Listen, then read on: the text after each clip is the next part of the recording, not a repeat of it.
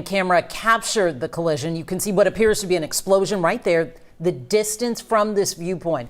The regional jet reportedly had 60 passengers and 4 crew members on board. The Pentagon says the chopper was carrying 3 members of the military.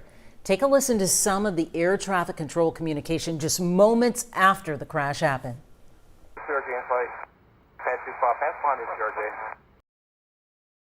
Fire command. The accident happened in the river. Both the helicopter and the plane crashed in the river. It's east of the approach end of runway 33.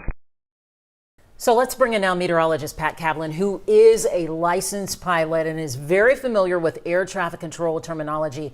Pat, can you shed some light on that audio for us? Okay, so at airports, there are 2 main frequencies. There is ground frequency and there is tower frequency. The first recording that we listened to is tower frequency. That was the air traffic control tower asking the helicopter that was involved in this crash if they had the CRJ in sight. The aircraft, the American Airlines aircraft, is the CRJ 700 that the tower was talking about.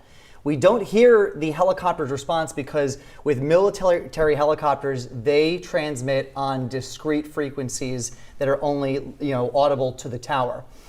The next instruction from the tower is to fly behind the CRJ. Obviously, that didn't happen. The second recording we listened to was the ground frequency. That controls everything that happens on the airport grounds. We don't know if it was an aircraft or who it was that called that in on the ground frequency, but they were just reporting the crash. Went terribly wrong because they went right into each other. This is an absolute nightmare scenario, not just for an aviator, but for also passengers. This is the first time we've had a major U.S. airline crash in the United States since February of 2009. That was the Colgan Air disaster up in Buffalo. All right. Pat Cavlin bringing that insight to us. Expertise, insight.